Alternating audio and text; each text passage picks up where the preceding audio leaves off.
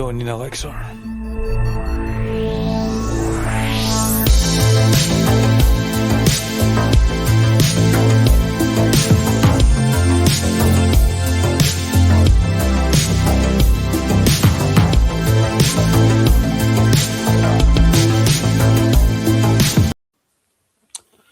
Live from Glasgow, Scotland. Good morning, good evening, wherever you are. Welcome to the Caledonian Elixir. And I'm Vincent Lawlor, and we are live on YouTube, Rumble, X, and Twitch, I believe, too. And don't forget to share, like, and subscribe. It helps the show in the algorithm, and I do appreciate it. So today, we've got an excellent panel that I'll bring on in a moment. But first, what inspired me to do this panel discussion, debate, put it together, was the news over in Britain of a deal to build factories that will produce drones to be shipped to Ukraine for use against Russia. And it hit me that this war has now been going on longer than the Second World War. In fact, it's the largest and longest war in Europe since World War II. And it's reshaped global alliances, reduced entire cities to rubble, left millions dead and displaced. And nation states such as Britain we're becoming more involved. And I don't know if that's the right thing Britain should be doing. I don't know if it's the right thing the West should be doing. So to discuss this and more is my panel. So joining us for the first time is Kelley Vlahos. She is a journalist, editor of foreign policy, and a senior advisor at the Quincy Institute.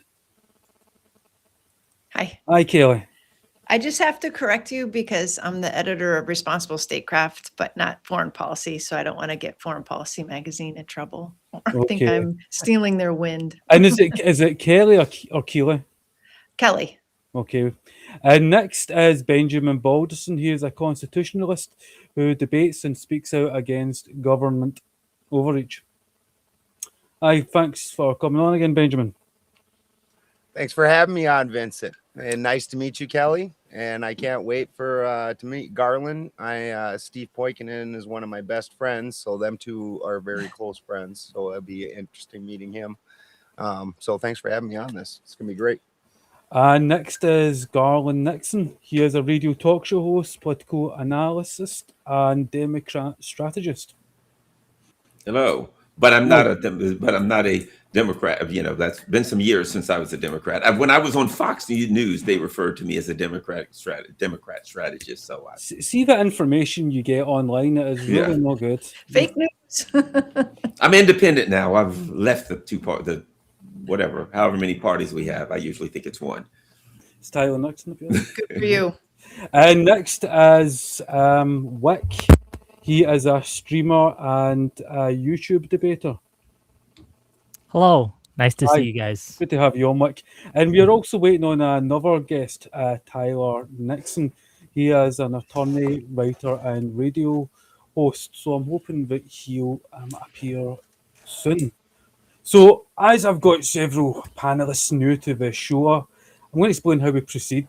I'm going to ask each of you the main prompt question, and then we'll just open it up to a more informal discussion, debate, and we can just engage with each other. Kelley, as you're a lady, I'm going to ask you first. Right? So, two of the main planks that I guess I repeatedly hear is that the Russian government has zero interest in good faith negotiations, and that the Russian attacks on Ukrainian civilian infrastructure isn't mirrored at all by Ukraine. However, I think your audio went out about 3 words into that, Vincent. Yeah. I saw Garland also lean in and get confused, so I think repeat, please. Right. Kelley, what I said is there are two main planks that I repeatedly hear over here in the media, and that is that the Russian government has zero interest in good faith negotiations, and that the Russian attacks on civilian infrastructure are not mirrored by Ukraine. However, I think both of these claims, these planks, look quite thin when you listen to people like, General H.R. McMaster, who said more or less that, there are plenty of off-ramps for Putin, but we want to close off every one of them. And then there's what I alluded to in my monologue, that the West has poured tens of billions into a revitalized military-industrial complex, right? And there's a whole network of factories churning out drones that are pipelined into Ukraine. So, do you think this is the right response, the right Western policy response? And if not, what do you think the Western policy platform should be in regards to the Russian-Ukraine war? Your audio is definitely going in and out, but I got the question. And is my audio sounding okay to everybody Your else? audio's absolutely Your fine. audio is good. It's Okay, solid. great. I mean, I think the Western approach is the same approach that I and the others at the Quincy Institute have been advocating for since the very beginning, and that is doing everything we can to get both sides to the negotiating table. I think it is unproductive for Western leaders and the media to say that Russia has zero interest in coming to a deal. Just like I see it's unproductive when the Russian leadership goes to behind cameras and says the same thing about Zelensky and Ukraine. I think both sides have a growing interest to end this war. Why? Because we see that Ukraine has bled population. It's running out of soldiers that it can throw into this war to the point where it's picking up guys and throwing them into vans and getting chased down the street by wives and daughters and children because they don't want to see their fathers go. We, meaning the West, is pretty much supporting Ukraine's economy. And if we pull out and Europe can no longer support their economy, they are going to collapse. Now, Russia is also being hurt economically by this war, but they're bigger and they have more factories and they have more people, and they could engage in this war of attrition longer. But they also have an interest in seeing this end because they don't want to bleed their own economy. So I don't appreciate McMaster or any of these other hawks who believe that if we just throw more weapons into this war, that somehow there will be victory right around the corner. That's the same thing they said about the Iraq war and the Afghanistan war that went 20 years. Let's listen to some real voices here. Let's listen to voices that advocate for diplomacy because this thing isn't going to be won on the battlefield. It will go on, and maybe we'll be a frozen peace like Korea, and people talk about that. But if we really have an interest in seeing peace in Europe, and also an interest of the United States not having to lead security in Europe for time to come, we need to find ways to end this war. And it's not going to happen by throwing more drones and more long-range missiles into the situation.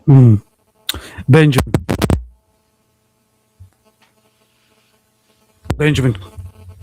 Yes, sir. Yeah, do you think this is the correct policy platform of Western governments?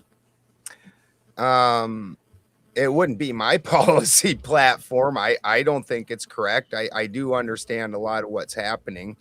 And a lot of things that don't get talked about that much. And this is that Russia has been supplying energy to Europe in bulk. And actually, just a couple of years ago, people might remember we had to end up admitting that we went and trashed some of the new pipelines to try and keep that going in bulk. And the powers that be, they don't really care that the people are suffering that much. They are in this war with Russia for energy, and for the actual dollar itself is at war right now. And they don't have any interest in making peace with Russia. Ukraine's been a proxy war that we've used for years and years. Back when the Soviet Union fell apart, you can literally find videos of Senator Joe Biden saying that we would never have, they asked if we will have war with Russia now that the Soviet Union has fallen. And he said, as long as NATO never tries to enter the Baltic states, we will never have war with Russia. Amazingly, NATO has been knocking all into the Baltic states, and weird war with Russia. It's absolutely amazing. So we knew this was going to happen. We knew that with the agreements that we made, and whether they were an actual treaty or not, we knew this coming out of the fall of the Soviet Union, and understood that Russia would never want armaments on their borders. That's absolutely insane. And we have forced this entire situation, and we don't care about the Ukrainian people, nor does Zelensky. In Garland, we could look at the overthrow of Yanukovych in 2014, but the origins of this conflict even predates that. For example, we could go to the Bucharest summit, where they discussed the expansion of NATO into Georgia and Ukraine. So, what's your views on this?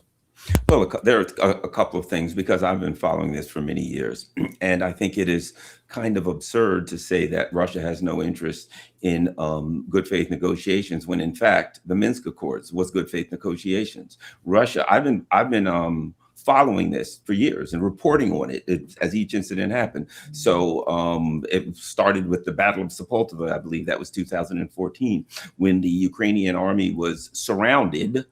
And Angela Merkel went to Moscow and talked to Vladimir Putin, and they set up the Minsk Accords, which was an agreement that each side would do certain things. And the Russians continued to say, hey, we've got the Minsk Accords.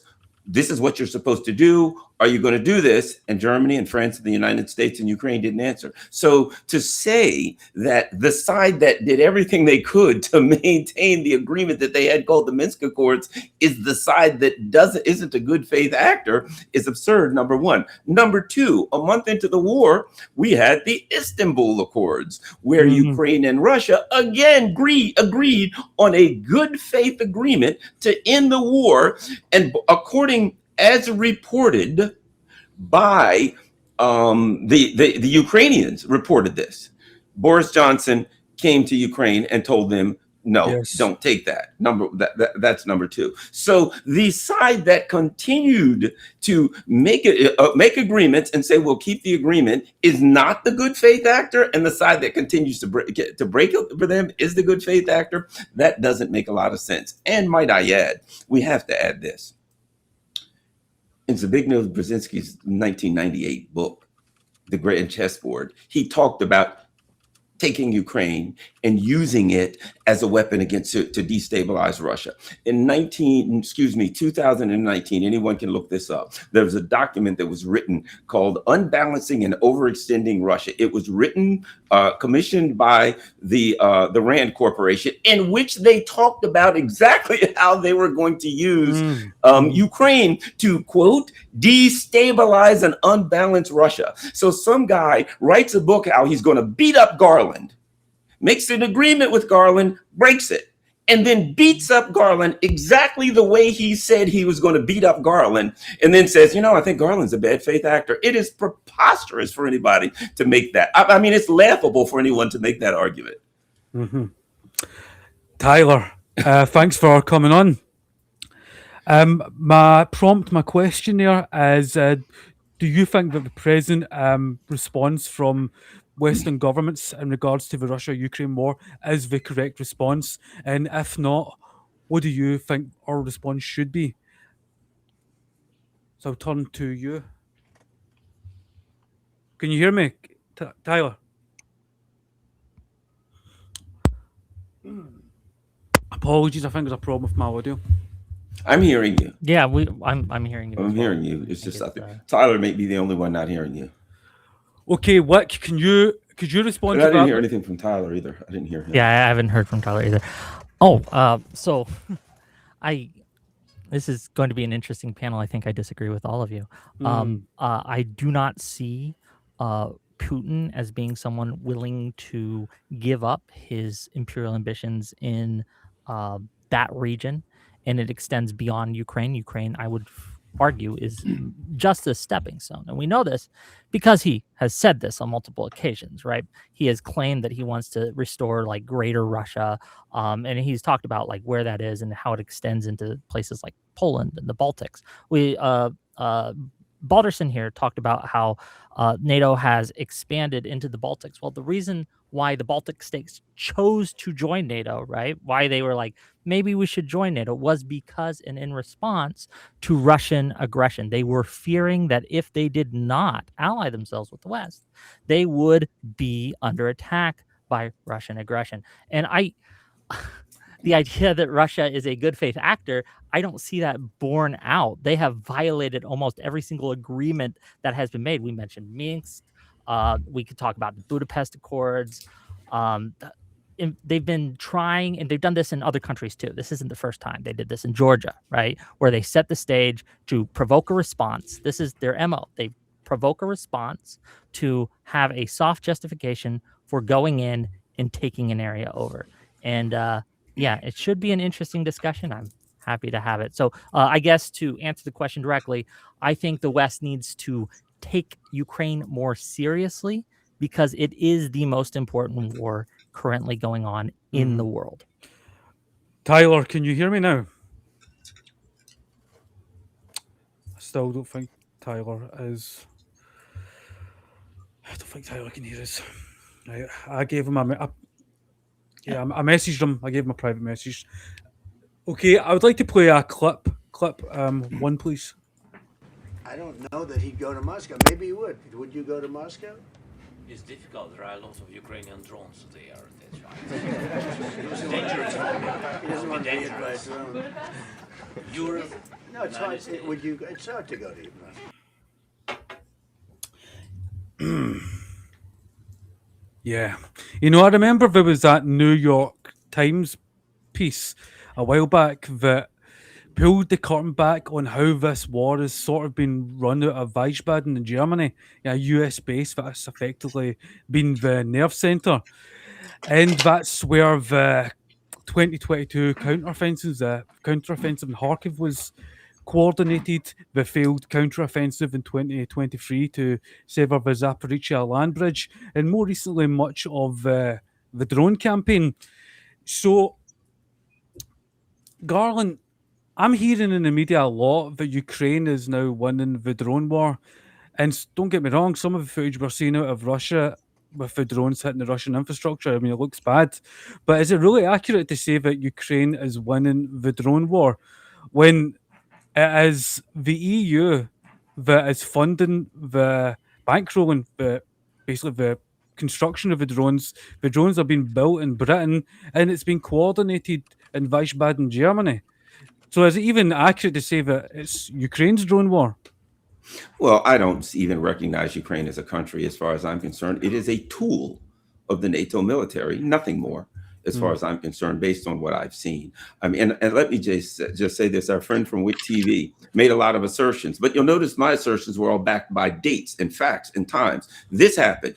And when I say this is why I think the Russians are acting in good faith, I give you examples of books, of documents, of the Minsk Accords and what happened in the Minsk Accords, rather than just say this happened, that happened, this happened, Putin said this, Putin wants this. Anybody, I can make an assertion and say Putin wants to fly to Mars.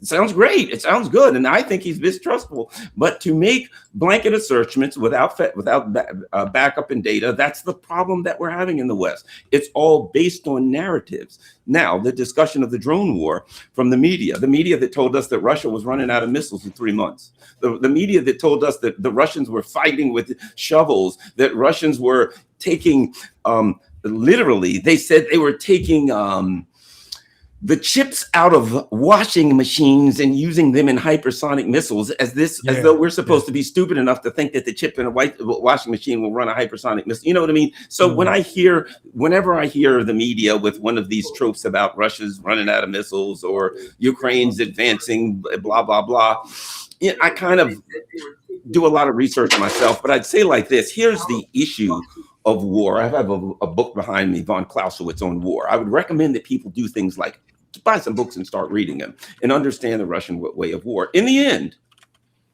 the only thing that matters is who won and who lost. True. If we go 12 rounds, and you win the second round and you get knocked out in the fifth round, you're still lost. And that's the way the Russians fight. And that's what's happening to Ukraine. Ukraine is getting taken apart and their military on the line is getting obliterated. Yeah, are they going to throw some drink in this day and age with the technology of drones. Can you throw some drones into another country and blow up a few, oil storage facilities? Sure, that is doable. And with a country the size of Russia, there's no way to stop those things. And you get a lot of smoke and it looks good. But every day I wake up, another village that I can't pronounce has been taken by the Russians. And that's all that matters. They took 1,846 villages on the way to planting their flag in Germany in World War II. That's the way they fight. And if you read this crap in the media about, well, they blasted a drone in some region today, that's a victory, you don't understand war. Garland, I must say, but Sure. I recently heard Stanislav Krapinovic say that somewhere along 20% of Russian oil and gas infrastructure has been damaged. That must be having an impact. Well, one thing here's the thing about it. If you ever like self-defense, there's two things. There's throwing a punch and can take a punch. A lot of time, the person that can take a punch is going to win the fight. The Russians have shown they can take a punch. They lost 27 million people. I don't think inconveniencing them with gas, particularly when the Russians look up and they see the U.S. on their border. I mean, I'll put it to you like this. If the United States woke up and the Russians were building bases in Mexico and flying drones made in Russia and China into Houston, blowing it up, let me tell you something, the U.S. would fight a long time to stop that. And so I think these things sound fantastical and they sound, oh, there was smoke and we get pictures. In the end, the Russians are going to fight to the end. And unfortunately for Ukraine, there's not going to be a whole lot left of Ukraine, if anything, with this. Boy, with friends can I like respond to this, some of this? Ukrainians don't need any. Sorry, Go ahead. One moment. What? I just want to see. Go ahead. Tyler, can you hear me now? Tyler. Is he my buddy on this? Is he Having my serious backup? technical Oh, glitches. Oh, there we go. We can hear it. Oh, we can hear you now. Right. Good. Tyler, can you hear me? He can't hear us. He can't hear you. Right. We're halfway there. We can hear him. Jeez. Sorry, Keely. Okay, why don't you respond and then I'll move to Kelly. Sure, I'm sure the technical issues are frustrating. I understand. I guess like when we say that I'm not backing it up with dates, I can give you some dates. So Britain in 2006, who killed Litvinenko? Litvinenko. Who killed them? It was Litvinenko. Putin, right? Hoover abduction in Estonia in 2014. Who was responsible for that? Russia. The ammunition depot explosion in Verbetsy. I can't pronounce these words either, right? In the Czech Republic. Who was responsible for that? You don't read Russians, Cyrillic? right? Like, what is when we- wrong with you? Can you not hear me? Oh, you were making a joke. Okay, that's fine. It's hard to hear sometimes, right? But like when we talk about like the amounts of times that Russia has violated, right, the West's sovereignty, right, the West's airspace, the West's land, they sent troops, a unit into Estonia back in 2014. And they seized and they kidnapped an Estonian officer there, right? Held him at gunpoint, transported him to Russia. It was an abduction, and Russia did this, like to act as if like Russia is just this small actor that is never like this, always being provoked. No, they are constantly treating us as enemies. They are doing this over and over again. That's a straw man argument. Our It's a straw man argument. That's not Why what I is it a said. straw man argument? Because I said that's not what I said. You've changed it. Yes, you said I don't have dates to back up. No. That's not what I said. You said they didn't keep agreements. Now it's they kicked over a dustbin in Wellingham in 1874. You said they didn't keep agreements. I named the Minsk Accord.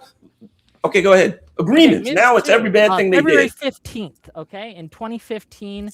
Again, the ceasefire took effect that day. But that day, the same day, Russia-backed forces were continuing to advance. They didn't even keep it for a single day. They violated the ceasefire of Minsk II immediately.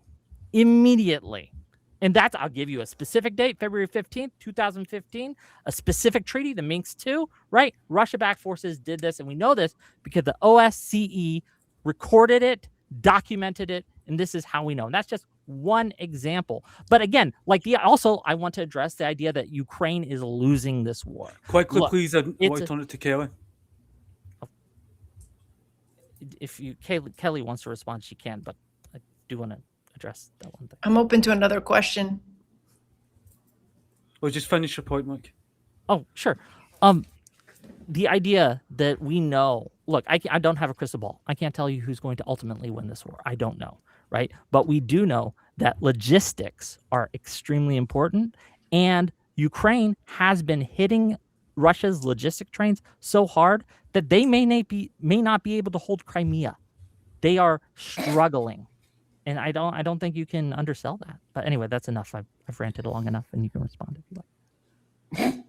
Kelley, do you believe that the drone offensive, especially in the last 40 days, the drone offensive into Russia, is having the effect where we could see Crimea taken back by Ukraine, or that we could really actually call it a Ukrainian drone offensive when, as I alluded to earlier, it's basically been coordinated from Wiesbaden, Germany, and the plants are being built and set up in Britain that are producing the drones, pipelining the drones into Ukraine. So have you got anything? Yeah, I mean, I have to agree with Garland on the point that Russia can take a punch. And I don't see, and I am, not the biggest military expert in the House, but I have access to a lot of people who are much more learned than I am on military strategy. And, absolutely, the drones have changed the face of the war. Ukraine has adapted, but so has Russia. Yeah, they're sending Western-backed drones and missiles deeper and deeper into Russia. But as Garland says, Russia can take the punch. And if anything, those incursions, those attacks are only motivating Russia to dig deeper in and lash out at NATO members over whose skies these are going through, and as you said, where they might be emanating from.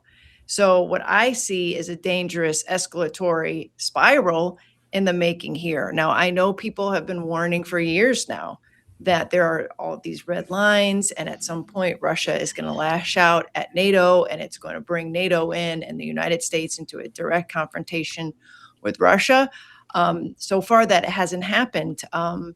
My assessment is that Russia is very much aware and wary of getting into a direct confrontation with the United States and has held its fire on that ground. But I do think that Zelensky knows what he's doing. He's pushing, he's poking.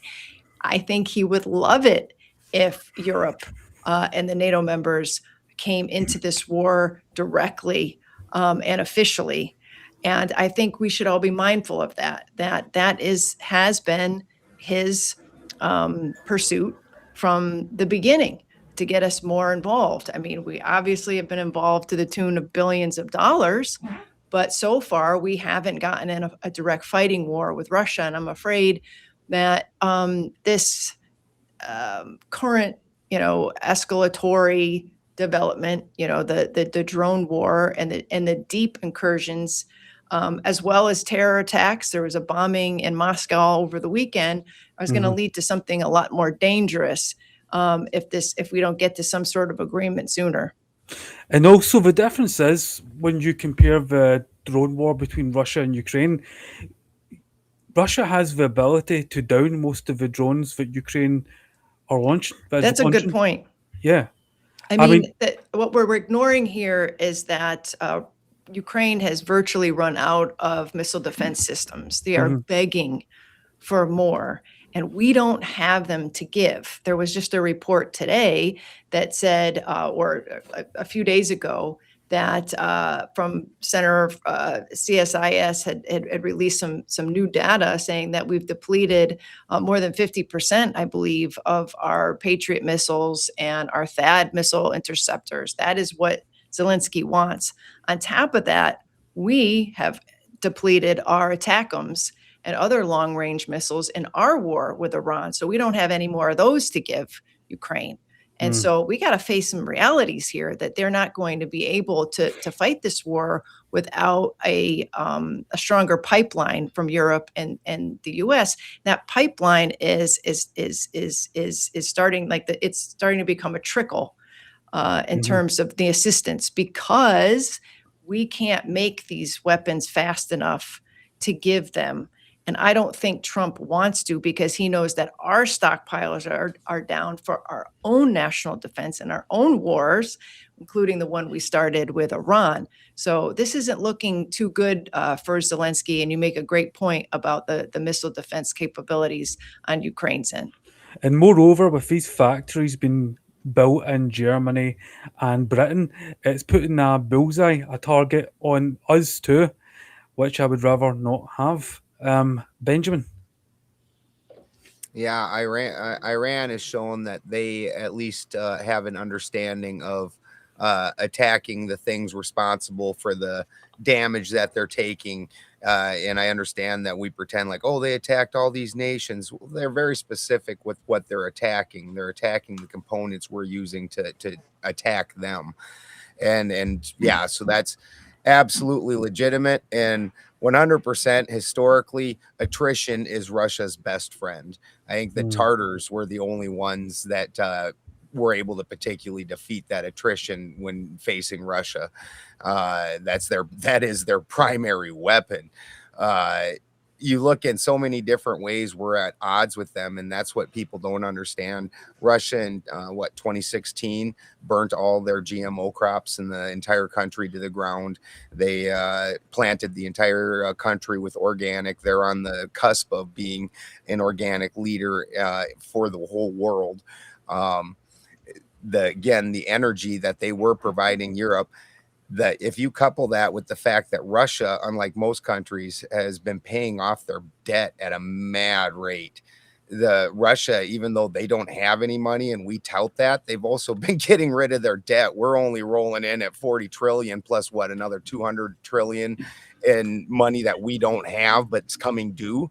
Like that's we can't really talk shit about economies like we really do. Like we're talking shit about Iran's economy, but they're in the billions in debt and they're floating on oil. We're in a debt that just the interest on our debt payment is almost at 1 trillion a year. That's absolutely insane. So if we let them take over the energy market and their money system is getting ready to be their money system, oh, we're economically just busted. Garland, didn't Ukraine recently attack some Russian civilian infrastructure in regards to food infrastructure? I think, did Whick want to respond to I do have a if thing. you want to respond to somebody. It's his show. I'm I didn't know if somebody said something, if he wanted to respond to that. Yes, both Kelley and Benjamin said some things that I would like to push back on, if that's okay. I don't know, but again, it's your show. Sorry. Go right ahead. I don't want him to lose his thought. You're fine.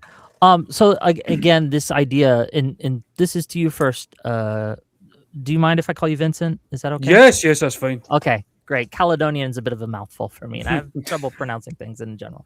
Right. So Vincent, like you keep saying that you're not sure that these are Ukrainian drones because we helped produce them. Russia's being shipped hundreds to thousands of drones by Iran, right? Iran, again, pronunciation is my strong suit, right? So wouldn't by that same logic, those drones that are coming in, the Shaheeds that are coming in almost every night, hitting Ukrainian cities, Ukrainian apartment buildings, Ukrainian hospitals, right? Like Ukrainian civilians, wouldn't those be Iran's drones and not Ukraine? No, because if I'm correct, the Iran drones, which Russia produce, are built in Russia.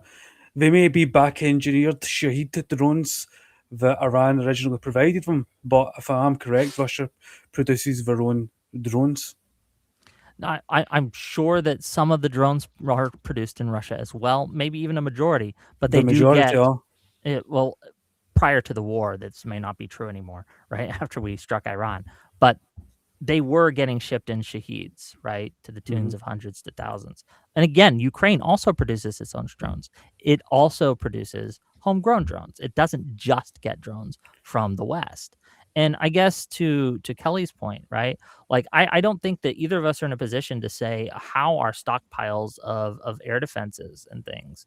I know that it would be good if we gave more air defense systems, Patriot missiles, ATACMS, and other such things to Ukraine. And I do know our stocks are a little depleted because of Iran. But I think that that just means that it shows that Ukraine can stand strong and is gaining territory today, even without those things. So imagine what they could do with those things. I've been hearing Ukraine's on the verge of losing for the last 4 years. Right? Sorry, did you say Okay. Ukraine? Did you say Ukraine is gaining territory? Yes. Where? Yes, for the first time. This is I Where? talked to Colonel Hamilton, I believe.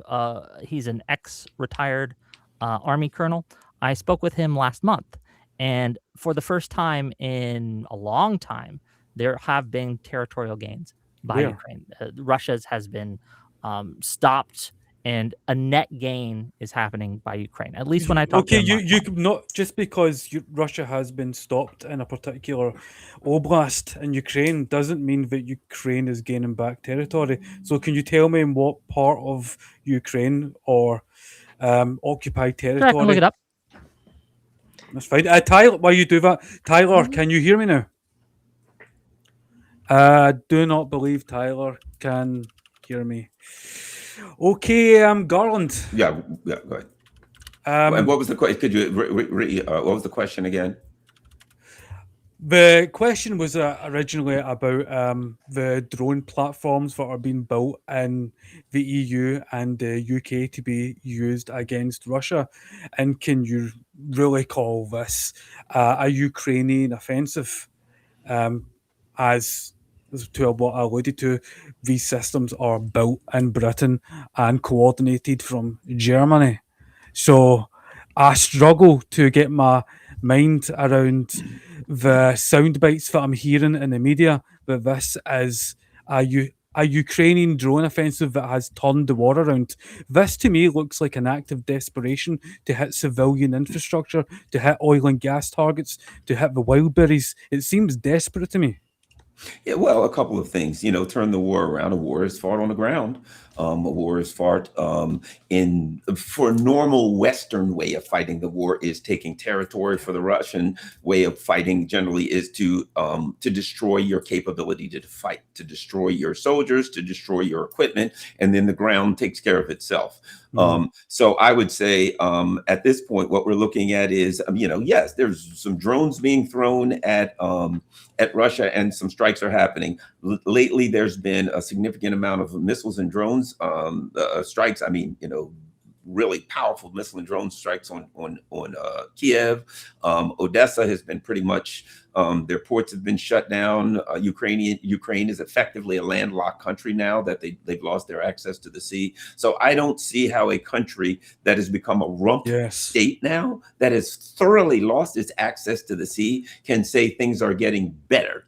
If you've lost your access, any country that's, that has access to the sea and loses access to the sea is in a very, very bad condition. And I'll say this, we can, over the course of several years, we found out that these drone offensives are being, the drones are being manufactured in the West, that most of the strategies are coming from the West, that in fact that several of the offensive actions were directed from Germany by American generals. Yes. Right. So I keep going back to this. If you go back to 2014 and say, what happened in Maidan, the government fell 2 weeks before the Ukrainian government fell. Victoria Nuland and Jeffrey Pyatt were talking, and she named the people that were going to be in charge of the country.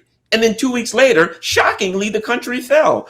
I have to assume that those two things were related, that that wasn't just a very strange coincidence. And then afterwards, Americans started flooding into the country. Literally, we had a woman, I think her name was Valerie Teresko or something like that. Literally, she didn't even have Ukrainian citizenship. She was from like New Jersey. She flies into Ukraine and she takes over all of their money and their entire financial system. I mean, I could go on and on and on. So the government falls mysteriously. The people who were named by the United States suddenly become in charge of the government. And then Americans flood in and run everything. And I'm not supposed to believe that that was the typical US coup that we've seen over and over and again. And they began building immediately for war with Russia.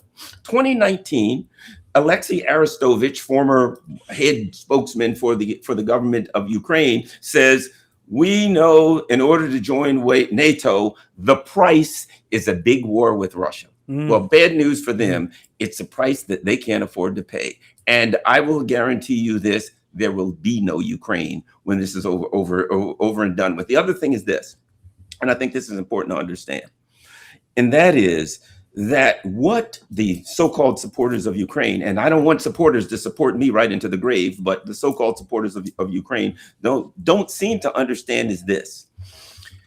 If you talk to the Russian people, rather than this idea that throwing drones at Russia and doing all of these things are going to somehow anger the Russian people, and they're going to be furious at Vladimir Putin. The anger that they have at Vladimir Putin is, you're not hitting them hard enough. You're not fighting them enough. You're not blowing them up enough. Wipe them out. Take them out. They're actually getting the opposite. The Russian people are not saying, we're mad at you because you're fighting. Please back off. They're saying, hit them harder. What the hell is wrong with you? Why are you letting these people get away with this? Nuke them, destroy them, wipe them out. And sorry for interrupting. Back to Wick's point. I mean, when it comes to the maps in Ukraine, we have recently seen towns like Lyman and Adiivka and Konstantinivka fall to Russia.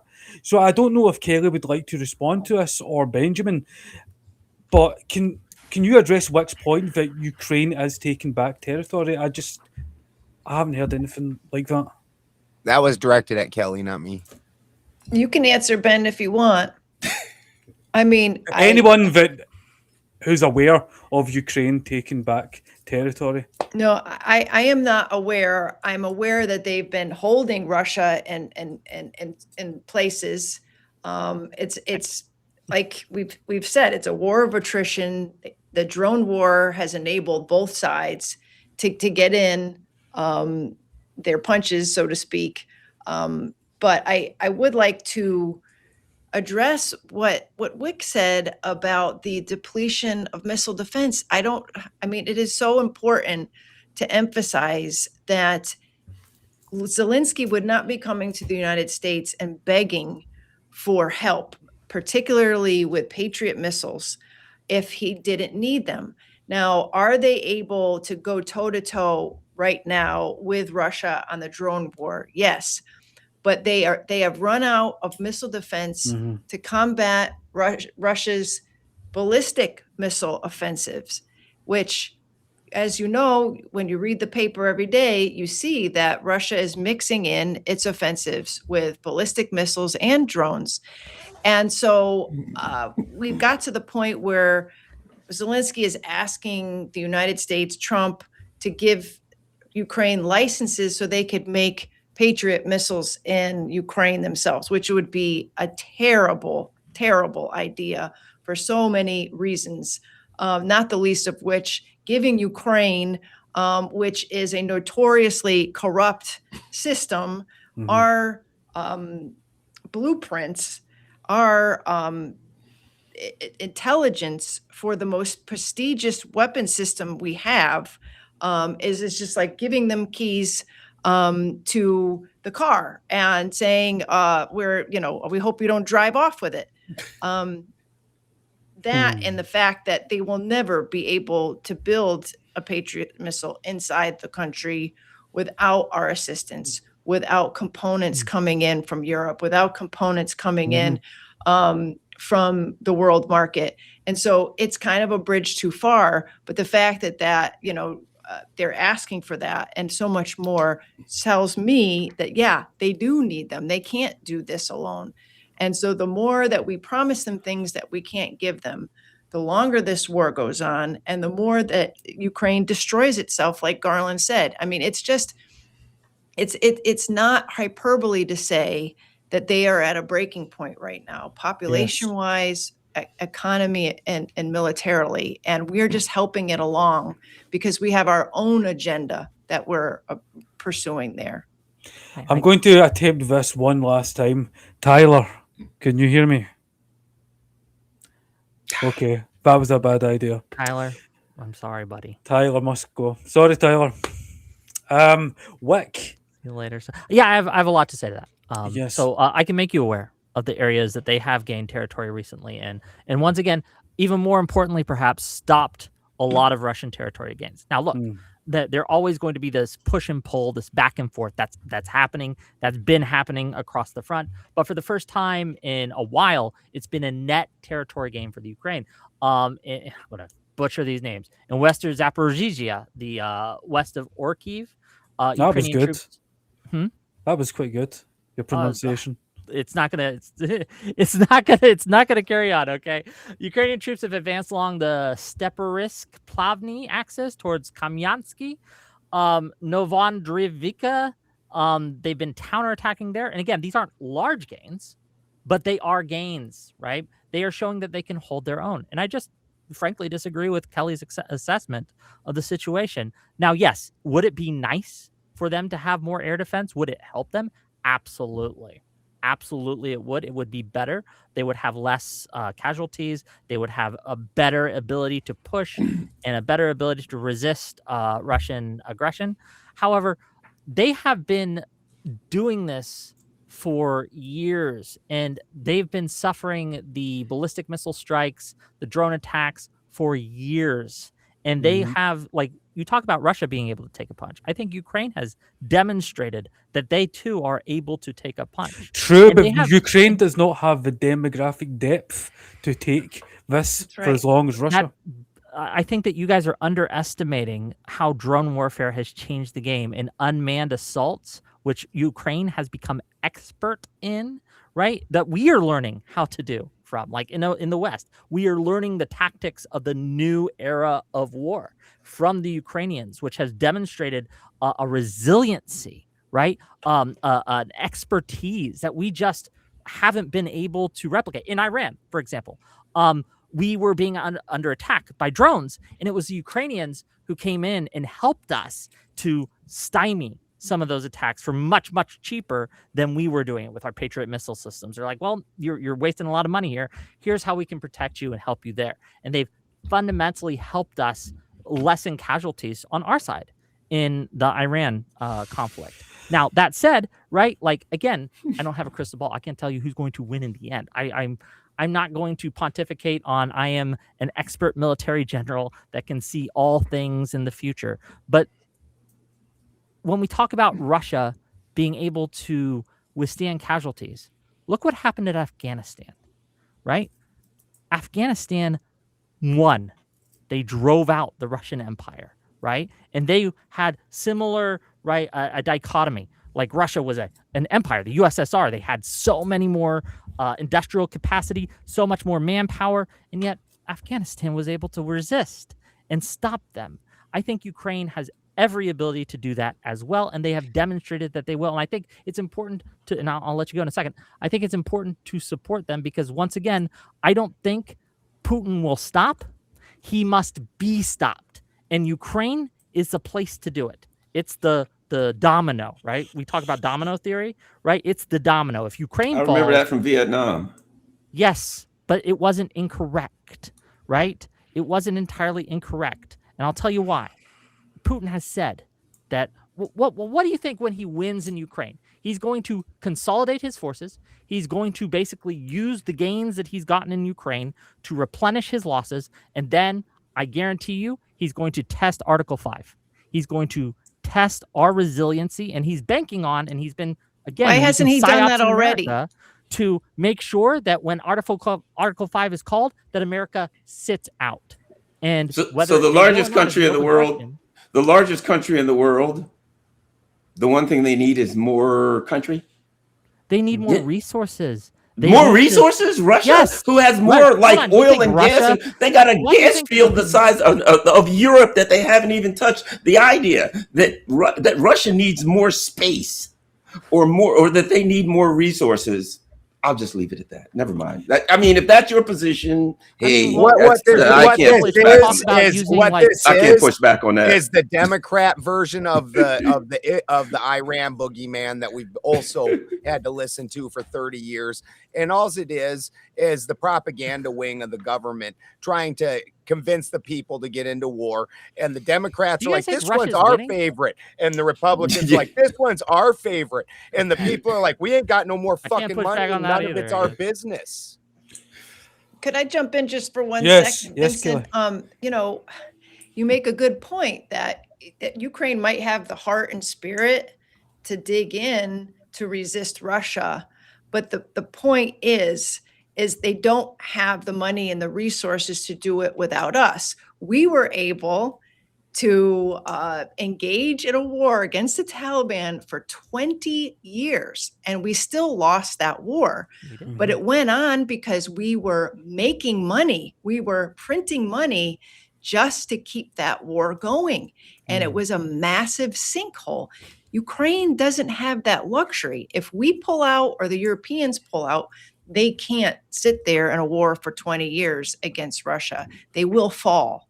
So it's not apples to apples. And I don't know if you, Whick, are willing as an American taxpayer to pay for that war for another 20 years. We got a lot of problems at home. And I think Americans aren't going to put up with billions and billions of dollars. And we've already stopped giving them billions and billions. The last time we've given weapons to Ukraine? They've been getting them all through this Trump administration because they had been. What's that? From the U.S. specifically. When do you think the last time we sent anything to Ukraine, weapons? It was in this administration because they had already been promised by under the Biden administration. So they've been going. It was last year. They've been going a year with nary a bullet from America. The idea that they're just going to fall if we pull out. Let me clarify that, because Trump said, I'm not going to give any more. So he's pleasing the people who don't want to give any more. But what did he do? He said, we'll give them to Europe to give to Ukraine. The little shell game. Yeah, he said, well, Europe can buy them for us and then we'll give them. Well, guess what? We ran out and they're not even giving them to Europe anymore. And so that tells you two things. One, Trump's not interested in funding this war anymore. But two, we don't have the weapons to give Ukraine, even if we wanted to. And that's a problem for Zelensky and Ukraine. Kelley, sorry for interrupting, but I think there's a sort of schizophrenia in the framing of sometimes here. You can't say that Russia is this indefatigable power that is going to advance all the way to the cliffs of Dover, yet at the same time, Ukraine is winning on the contact line and Russia can't even take Kiev. Can you? Yep. Yes, I can. Well, yes. As they are now, they cannot. But even if they can't succeed, they will absolutely try. I don't think they're going into Britain specifically, to be clear. I want to make where are they going? I think, they're going to go into parts of Poland. After they lose the Ukraine war, right? They're going to lose the Ukraine war. They win, and then as the Ukrainians are advancing on Red Square, they're going to have to go around the advancing Ukrainians to get to Poland, right? There is a little schizophrenia going on in this panel. That is true. You keep doing this Mott and Bailey. We're like, they are absolutely winning in Ukraine, and they're absolutely going to be destroying Ukraine, but they pose no threat to the rest of Europe, even though they say, Putin specifically have said, Greater Russia, which includes a lot of the Baltic states, right, that he wants them back. This is something he has stated, and I believe him when he says this. And again, we talk about if they win in Ukraine, they're not going to go in the very next day. They're going to consolidate their power. They're going to use the manpower, the resources, the breadbasket, right, of Ukraine to really reinforce, to resupply, to get back into fighting shape. And they're hoping through their psyops, through their paying of influencers, through their meddling with our elections, to make it that we won't respond. That's what they're very good at. And that's they're hoping that. They're hoping that. Now you're telling us what the Russians are hoping. That is their plan. Do you hear yourself? I do. They're hoping. You have now fallen to the point where you're telling us what hope is in the Russians' heart. Gee, I mean, it's like, Do you know how I know Garland this? hopes this. That sounds absurd. Well, do you know how I know this? Is because this is what they've said. This is their plan. Putin has said, "This is what I want." No, to I do." don't You know. keep He saying hasn't that, said but I that. never heard it. You're the only Yeah, one on this he panel hasn't that's said ever that. heard it. Kelly. Go ahead, Kelly. No, I would like us to clarify what Putin has actually said and what we think he might say or wants to say, because I'll get I the quotes. haven't seen this plan for rampaging across Europe. I just haven't. I've seen a plan to bring Ukraine back into the bosom of Russia. This has been disputed for decades, since World War II, but I have not seen this plot to take Sure, I'll get you the over quotes. the rest of Europe and its former Soviet satellites. I have heard Kaja Kallas say that they wanted to break Russia into pieces. Okay, so I have heard it from the other side say Kaja Kallas literally said they want to take Russia into pieces and divide it up. The Russians didn't say they want to take. In fact, you know what the Russians said? Why would we want them? They literally said, why would we want the rest of Europe? What is there that we want? The Russians, in my opinion, are just sick and tired of Europe. They're tired of it. They're tired of signing Minsk Accords that don't get dealt with. Just prior to the war, in December of 2021, the Russians sent a document to NATO and to the United States. And the document said, we want a new security infrastructure with Europe. And it said, these are the following issues that we want to talk about. And if this doesn't happen, there will be military/technical response. So the Russians are so terrible and evil that they literally, before they went to war, sent a document saying, we need to talk about this or there could be war. The response on video from NATO was, the Russians don't get a say. The response from Tony Blinken was, this is not even a starting point, verbatim. So the people who said, look, if we need to talk about this stuff, we need to negotiate, or hey, there's going to be a technical response. Might I add, and most people here are familiar with the infamous "Niet mean Niet" cable. That would be William Burns when he was the ambassador to Russia. And he came back and sent a cable and said the following, and I'm paraphrasing. He said, look, I can't find anybody, the most liberal, Western-loving person in Russia. I can't find a single person that is not ready to go to war if we go into Ukraine. That if the U.S. or the West or NATO tries to expand into Ukraine, that's going to be a war. Angela Merkel said that if the U.S. when the U.S. said we're going to bring Georgia and Ukraine into NATO, and Angela Merkel said the Russians will consider that a declaration of war. So the idea that we somehow had no idea that building bases in Ukraine, that NATO training military bases in Ukraine, that putting Americans in charge of everything in Ukraine, that we had no clue that would upset the Russians is absurd. I'm sorry, Russia doesn't get to make that decision for us. We're in a sovereign country. They don't get to say, well, if Ukraine wants to and you want to, then we're not going to let you. No. Does that apply to Cuba? Does that apply to Cuba? Does it apply to Cuba? Can the Russians build a missile in Cuba? Can the Chinese build a base in Cuba? How about Venezuela? How about when the Americans literally said we should go to war with Russia because they're parking ships in South America? And Russian interests collide. Which interests would you like to see succeed? It's not. This is not about me. I'm saying, are you going to apply this to Ukraine but not to Cuba? Russia interest and America interest. I'm not in charge of anything. When they collide, whose do you want to see succeed? The world's. And the world shouldn't be nuked. I would like to see America's. Well, I want the world, the entire world. The world doesn't need to be nuked. Here's the trick. And if we're putting when America's interest succeeds, the world's interest succeeds. What America? I'm an American. The world. Garland. It's in Ever since World War II. Whick, I would say that there are consequences to actions. So when the CIA gets involved and puts bases in the Donbass, and when America and Europe is funneling arms and into Ukraine and participating in the overthrow of former presidents of Ukraine like Yanukovych. There are consequences to that, such as Russia moving in and taking Crimea. If it wasn't for the fall and the overthrow of Yanukovych, right, Russia probably wouldn't have taken the Crimea. No Right? So question. there are consequences to this. So you can say, yes, Russia doesn't get to say that we put CIA bases in Ukraine. No, they don't. But there are consequences to it. And these are the That works both consequences. ways. That works both ways. Yes. When Russia acts like when Russia pushes and tests us and constantly makes ultimatums, right? There are consequences to that too. By Where putting, are by the putting, Russian- did they where are test the- us Let's by not- putting I bases wanna make on it our very clear. border?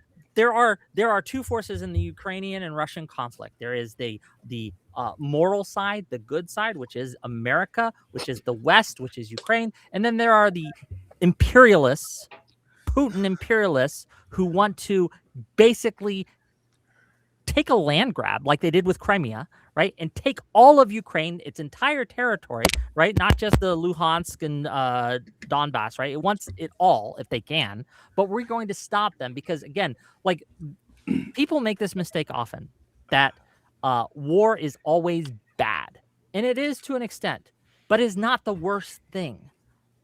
War is not the worst thing in the world. Sometimes wars are worth fighting. And I'm here. With My nuclear advocacy powers. today to you, if I may finish real quick. My advocacy day today to all of you is that supporting Ukraine in its bid to remain independent from the Russian Empire is a positive force in the world. Because if Ukraine falls, China will go into Taiwan and take Let me Taiwan. say, and let me add this. When you talk about this issue of good and bad, let me give you an example of court of let's just say a person who's arrested for a crime, who may have committed the crime, right? But the police don't Mirandize him. The police beat a confession out of him. The police violate his rights. Now, he was a bad guy and he was wrong, but justice says that anything they got out of him can't be introduced as evidence in court, right? So what would you say, Garland? Well, you know what I would say? The Constitution is clear. He may be a bad guy or a good guy. That's not relevant. What's relevant is, do we get justice here? And justice says, you got to let this man go, because you violated his constitutional rights and the Constitution stands, right? Okay, So my point Garland, the issue is not about good and bad. The issue in the end is not about who's right and wrong or who's good and bad. It's about justice. Yes, and I Go think ahead. that justice means Ukraine. Sorry, Whick, one moment. I've Tyler. Yes. Right. I hear Tyler. Finally. Woohoo! Finally. Tyler in. Well, is this going to be a 5v1 now, or is this going to be Bringing in the You can go on for the next 30 minutes. Tyler, I don't know if you've been following us so far. I have, yes. Bits and pieces, but the last at least 10 minutes. Okay, if you would like to respond. Let me just weigh in. You know, frankly, the way Europe looks today, I wouldn't mind Russia rolling across Europe. I mean, honestly, it's a horror show. It's an immigration nightmare. They're just, I mean, pathetic. And the idea that Ukraine, this criminal regime that we've installed with this I mean, Zelensky is a joke. It is a complete joke. And the fact that we support this clown, this coke snorting autocratic clown, is a disgrace to our country. You know, I don't, the Russian Empire. What empire? I'm sorry, I don't see it. I'm missing. Well, this. Ukraine's stopping that empire. The coke snorting clown is they kneeling on Putin's neck, and they're going to be painting fucking murals of him in New York City. Okay, this is what's happening. Of Zelensky, now. Ukraine will outlast Putin. The country with cannot stop. The country with 900 bases is fighting imperialism now, right? Collapses. Okay. Yeah. Okay, exactly. Tyler, I would Yes, like sir. to veer us.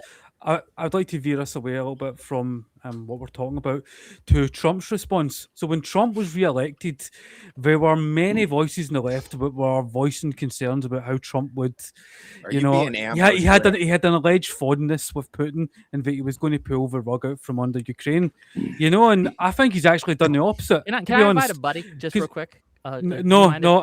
He's enabled. I would argue that he's enabled more support for Ukraine. He's still providing intelligence to Ukraine. He's providing weaponry under the Pearl program. And if you look at the effects his comments and his actions have had on the European states. The European states have not only increased their defence budgets, but they've actually increased the amount of aid and funding to Ukraine. So, where do you think the Trump and the Trump administration is on this? Really is on this issue?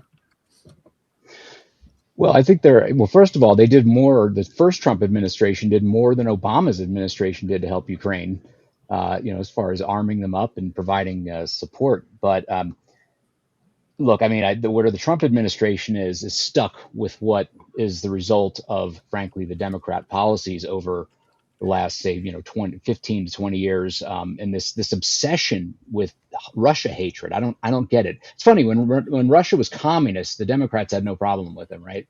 When it was the Soviet Union, they were just, why do we, be at odds with these people? They throw off the Soviet Union. The Democrats have been obsessed with villainizing Russia. I just don't see it. And as far as the Trump administration's position, I mean, they're stuck with this, and it's American prestige, and it's a sticky wicket, I guess, that I would like to see them. I'd like to see us out of there just as much as Iran. I think he's going to try to. He's also got the defense establishment against him. The gravity of all the investment, the sunk costs and all this that would, in order towards continuing to support Ukraine's defense, whatever. But I mean, this is, again, as several other Garland and I believe Kelley have said, and you said actually, this is of our own creation. I mean, Yanukovych, the whole coup that took place and the installment of this regime have been nothing but a negative for the American, our foreign policy, our budgets, our credibility. And it's got to end. I mean, this global imperialism from the United States on behalf of largely either military-industrial interests or corporate interests has got to end, and soon. It's going to collapse either way. Okay, Benjamin, where do you think the Trump administration really is on the Russia-Ukraine conflict? Because there is the Peril Initiative. He's still providing intel. There was the Alaska summit that went nowhere. And I don't think he is as fond with Putin as I hear many left-wing voices in the US claim he is. Putin is going to do what's in the interest of Russia. That's just what Putin does. I've never met a Russian, and I dated a Russian girl for a while, and I've never met a Russian that doesn't think he's Jesus of some kind. Okay, yeah, no, that explains a lot. But carry on. Well, my ability to assess world politics has nothing to do with where I put my penis, but sure. I mean that's my wife's Danish now, if that makes a huge difference. Also, I don't know. This was a very long time ago. Collusion. The interesting thing to me, and the thing that Trump's really coming up against, is he lost as soon as he started going to war. He lost most of his approval. It just took a tanking, because the American people in general, no matter what the two wildly fucking cult-like ends of the political spectrum want to believe, the entire middle, we don't want it. In fact, anti-war candidates, the Democrat Party had to start canning people like Bill McGovern back in the 70s, because you come out anti-war, the American public is like, yes, that is what we want. We want to quit having all these wars to enrich people, because it doesn't enrich the American public. It doesn't make our life better. We're tired of the boogeymans that we hear from the Democrats and the Republicans. The Democrats, it's like a version of Q for the Republicans. As soon as they start saying, "Oh, then he's going to march through Poland," oh, now you know you're in for fucking story time. Bring me my blanket. Tell me about the boogeyman. It's insane making. Let me just say this real quick. I wish our leaders were as loyal to their people, or to us, as Putin is to the Russian people and to his country. Putin has gotten millions of his people killed. Wait a moment, Kelley. I would like our leaders to be as loyal to us as Americans as they are to Ukraine and Ukrainians and Europeans, because they don't seem to give two shits about us. Mm-hmm. I think just to steer the conversation and a little bit back towards what could be done, I do think that if Europe was less dependent on the United States for its security, we could extricate ourselves from this and feel like, I take what Whick is saying. No one wants to see an aggressive hegemon in Europe, nor did they want to see an aggressive hegemon, hint, hint, in the Middle East. I say we get out of the Middle East. I say we get out of Europe and allow Europe to take hold of its own security. Kelley, I would like to tomorrow. Kelley, No, sorry for why? interrupting. Because they become too dependent on us. I would like to push back a little bit there. I'd like to push back a little bit there. So there are historical blood feuds, as you know, in Europe. And if you look at the number of times that nations in Europe, such as France, the Third Reich, even Britain, has invaded Russia. And I think that the US, as much as it has been a force for instability and conflict elsewhere, it really has stabilized things in Europe in the second half of the 20th century. I agree. And what happened after that? We established NATO, the Transatlantic Alliance, but then we became NATO. A bureaucracy built up with us at the lead, with us putting the most money and resources in it. And that allowed these European members to spend on their domestic priorities, welfare, healthcare, education, letting moms stay home, and not have to worry about having a double income and all those things, because we were paying for their security. Yes. And I don't think that is the best outcome for our post-World War II leadership. I think, yes, we helped rebuild Europe. Now let's get out. We can't do it tomorrow. I understand that. Would you like to see the Marshall Plan wasn't intended to be permanent. Kelley, would you like to see the US pull out of NATO? Yes. Right. Oh, pull out of NATO. You know what? I am a little agnostic about that. I do think that NATO needs an absolute organizational shift towards European leadership. We should not be leading the alliance. I say we stay in the alliance, but we put Europeans at the head of all of these agencies and departments and the bureaucracy and administration itself.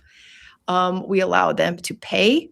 We allow them to build up their own arsenals so that we're not sending them things that we have to help them operate. I think that would go a long way. And if they want to fight Russia, let them fight Russia. Is that a good idea? Is that a good idea? I mean, I could just point to Napoleon, Adolf Hitler, Boris Johnson. You really want Europe taking charge of NATO?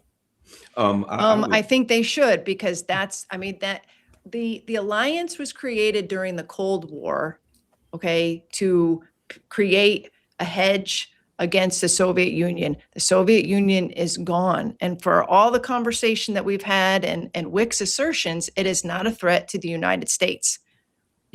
Okay. And so, be able to respond to Garland, it looked like you were wanting to say something. Yeah. I am a little wary. Every time there's a world war, it's Germany, France, and England.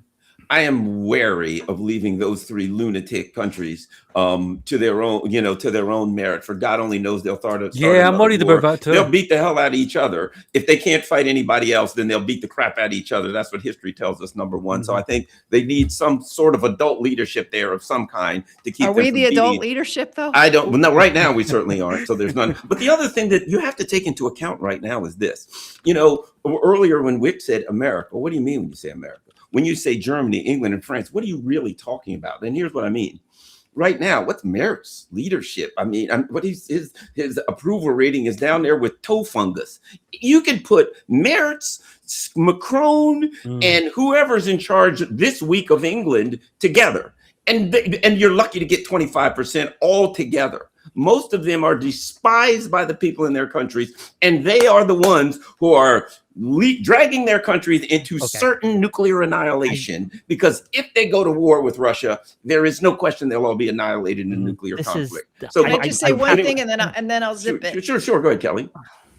I think I should finish. I think I should finish my thought, like my dreamscape for what a post-war Europe would look like. I do think to resolve some of the issues that you raise is that they really do have to talk to Russia, and they really do have to work out some new security architecture that is both European-led, but also incorporates Russia into the scheme. And I know that this has been tried, time and time again. And yes, Whick, we often, the United States, warned against such cooperation. And look where that got us in the 80s and the 90s. Like after the fall of the Soviet Union, they wanted to be brought into a regional architecture.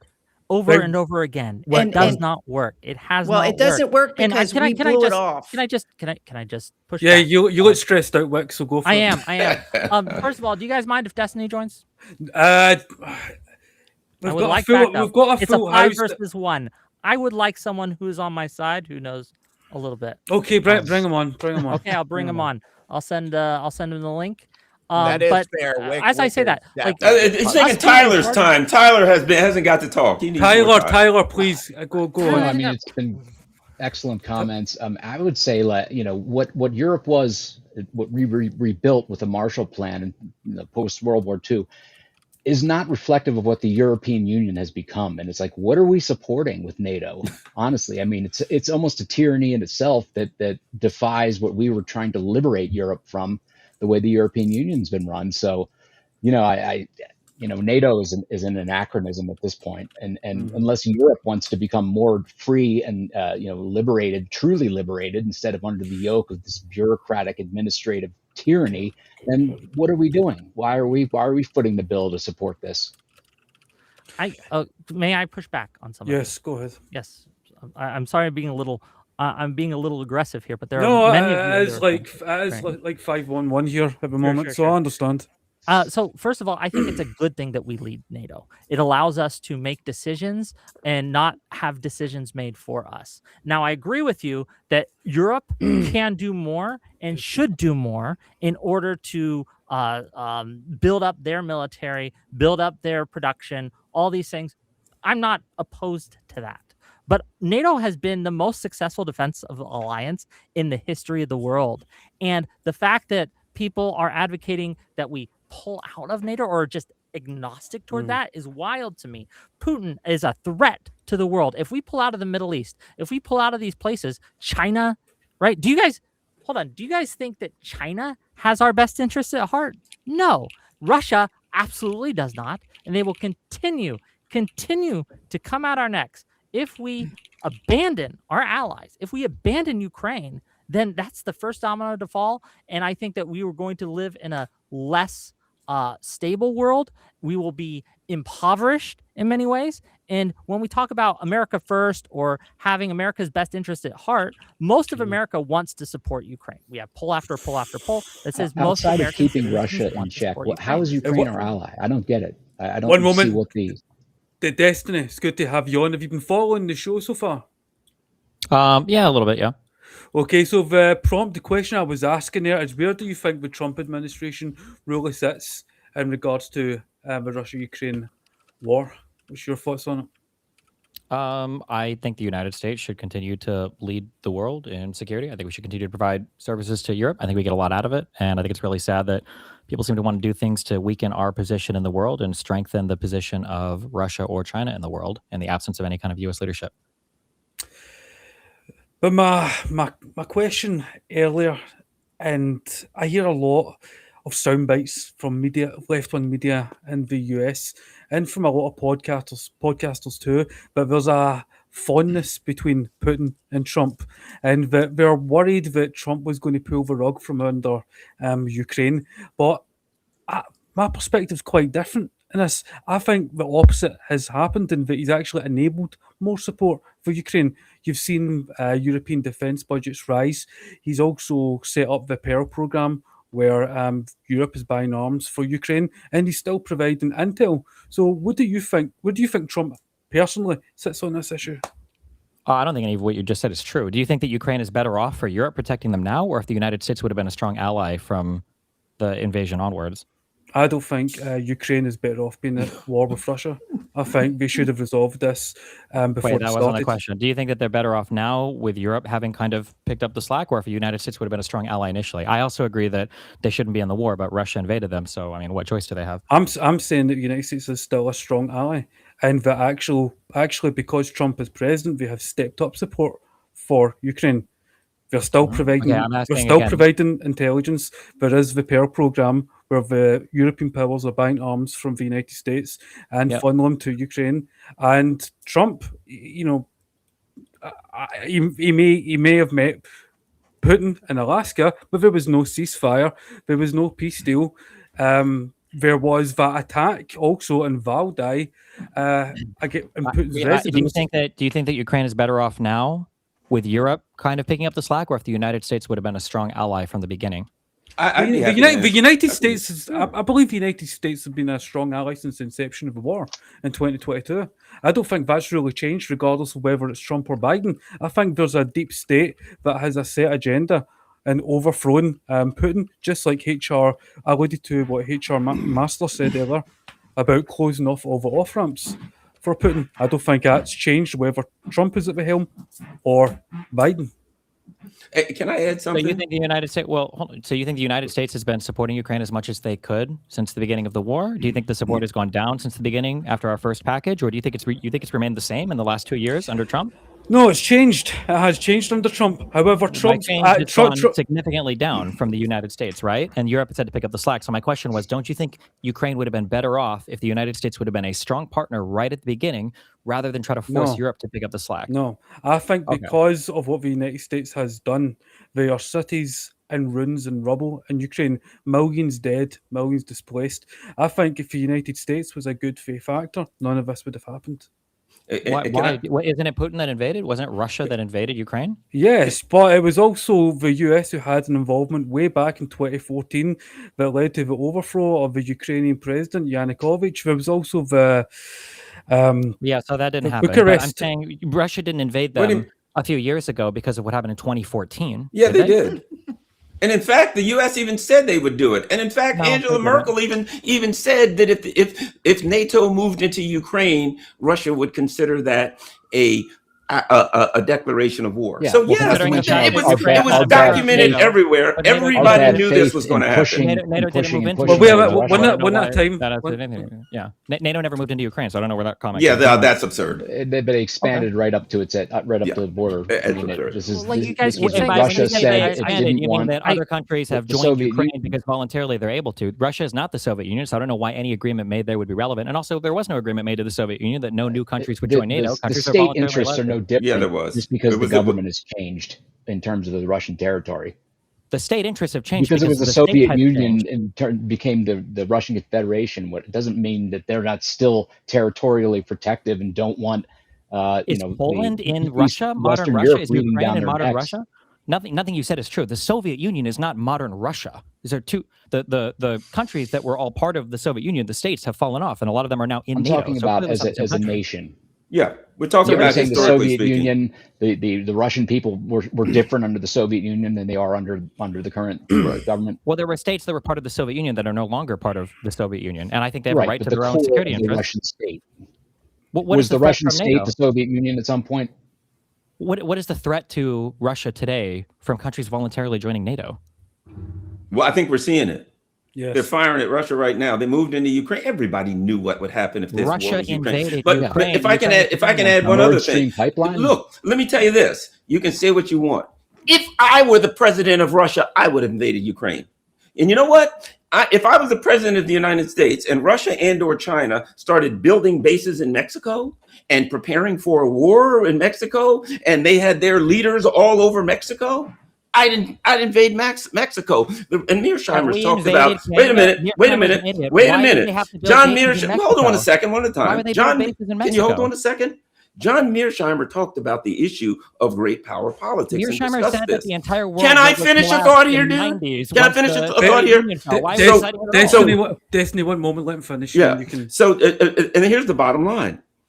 If you have a great power and another great power comes up to their border, i.e., the Cuban Missile Crisis. We're talking about Russia. We can move 1 millimeter from Russia's border in Ukraine, but the Chinese can't be in charge of the South China Sea, or an island which the United States State Department recognizes as a part of China, which is Taiwan. Oh no, they can't be in charge of that. Yeah, certainly, but we can be on China's coast. We can be on Russia's coast. We can be in charge of everything else. The Cuban Missile Crisis, taking missiles out of Turkey. But they can't come to Cuba. I just gotta. We can do it. There's 3 great powers, and one of them can come to the other two's border, but the other 2 can't come to our border. You'll get yourself killed doing that. Okay, that's a good way to get nuked. Garland, Whick, go ahead.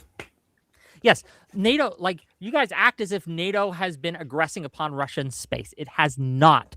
What has happened is people, countries have been scared of NATO, of Russia, and of Putin specifically, because he's invaded Georgia. He's done fucky-wucky shit in Estonia. They sent a squad over into Estonian lands to kidnap one of their officers and bring them back. I've never heard of that. British nationals. Oh my God. I never heard of that. Ooh, like this, but they are a threat to the sovereignty of those around them. Obviously, people in countries are going to want protection from that. And America, thank God, has provided that protection. And this idea that Russia is just this small bean, they're the aggressors in this conflict. They have gone in to invade Ukraine. If they had not gone in to invade Ukraine, Russia would be stronger than it is today. Putin is ruining Russia.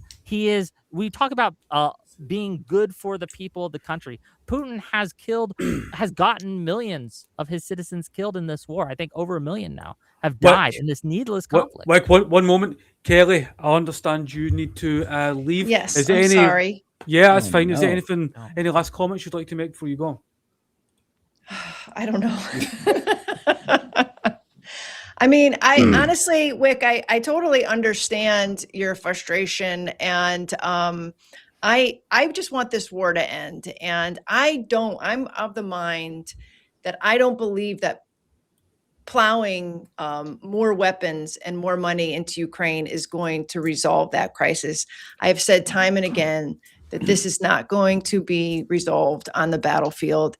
No matter what you think about Putin, or no matter what you think about Zelensky, it's got to happen at the negotiating table. Mm-hmm. And I disagree. I think poll after poll is saying that the American people want this over, and they would rather see a diplomatic end, and soon. And I think you're seeing that in polls in Ukraine as well, and even in Russia.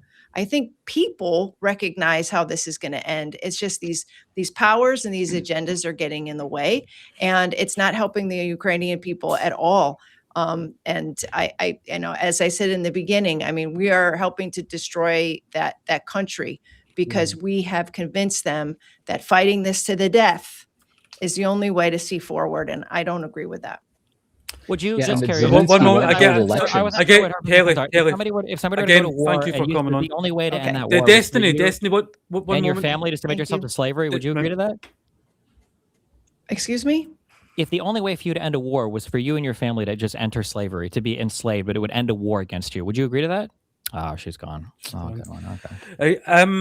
Okay. Well, Destiny, I'll take that. Destiny, can you repeat that question? The Ukrainian people don't have elections at this point because Zelensky won't permit it. So what kind of Tyler, are you aware?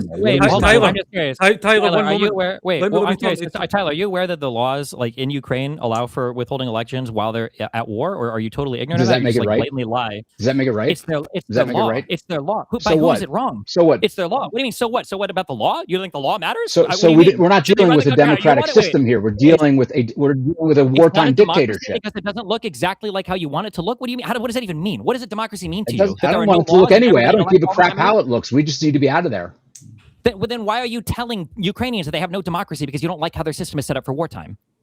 I'm not trying to tell them anything. You're the one who wants You to be literally there. just said it's not a democracy and it's a dictatorship. Do you know the difference between a democracy and a dictatorship? Do you think a dictator needs a law Yeah, to remain in why- power? Why would wouldn't he you hold can't vote elections? for I'm sorry. people. Why wouldn't he hold elections? What's the purpose of not doing that? Because the law in Ukraine is Oh, when they are at war, they don't I can hold explain elections this. for a new president. I can That's explain the the law reason on the why. books. If you don't like the law, that's fine. But Wait a that's minute, not The everyone, Constitution one says moment, even one in moment. wartime.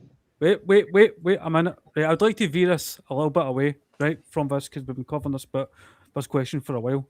Right, Tyler, last year we witnessed the Trump-Putin summit in Alaska, and I alluded to this earlier, and it led to no ceasefire, no peace deal, and instead there was a framework for our future negotiations that never really transpired. And in addition, the European powers have just done everything to stymie these negotiations. So who's the real impediment to peace right now in Ukraine? Is it Russia or Ukraine? Well, it's who's backing Ukraine. I mean, we saw Boris Johnson go in and sabotage. That was another lie. attempts at Holy, peace. we just make up whatever. I mean, here, let's huh? face it. Like, I mean, this is a proxy war. Russia is a proxy for no one, but I mean, Ukraine is a proxy for the European, for the CIA, the United States military intelligence industrial establishment, and frankly, who knows what else is going on and what's being covered up. I mean, you saw plenty of money laundering activities under the Biden, the Biden regime with the Hunter Biden, my old classmate. All up in there. And I just think it's a clearinghouse for corruption. There's no question. Ukraine has always been corrupt, pre-Zelensky, pre-Yanukovych. Do you think Russia hasn't? And I mean, I think there's people there are in interests Russia. there that aren't on the surface that want this war to continue for whatever reason. Mm-hmm. Benjamin, what's your thoughts on it? I think, again, all of this is all subtext for all the different moving pieces for the economy. We're all at the tipping point for an economy. Every single economy on Earth is basically at a tipping point of breaking. And we're at this point that's all. These wars are all just subterfuge in order to make these moving pieces. I find it crazy that the only thing that they can say against Putin and the moves that he's making for the people of his country is that he went to war. That's really what is being said there. Oh, he killed 1 million of his people. Well, he went to war. So it's like, oh, well, if you let the United States build a bunch of bases right on your border, then there's no problem. Like it's crazy to me that the Democrats have decided that they're like fucking Italian gangsters or something. It's absolutely wild. Okay, no, hold on. Russia has been pushing the envelope for where they place their missiles and violating the treaties that we have set up for where we can put our missiles, they can put their missiles for years. They've done this for decades at this point, right?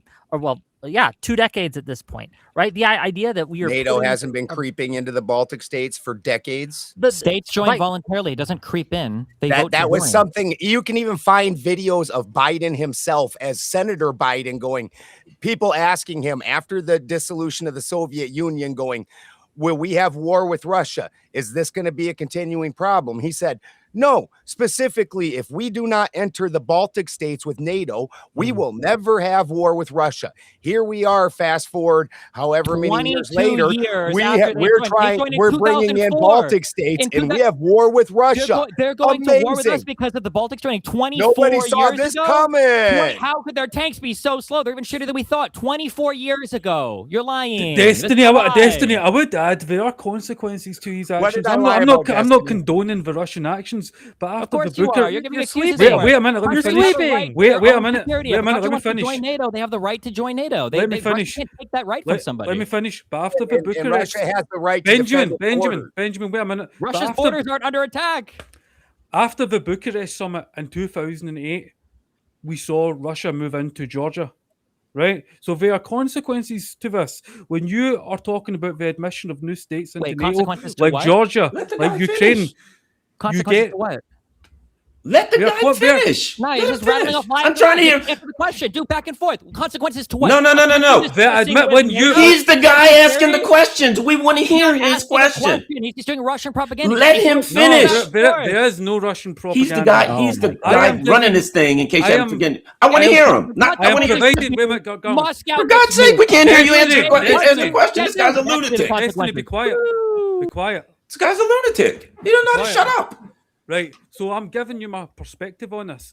I think I've read your perspective on the internet for 20 years by Russians. Can you cut this guy off? He's not civilized. Destiny. Get rid of him. He's not civilized. Destiny, he's not able to act in a professional manner. For a moment. Cut him out of here.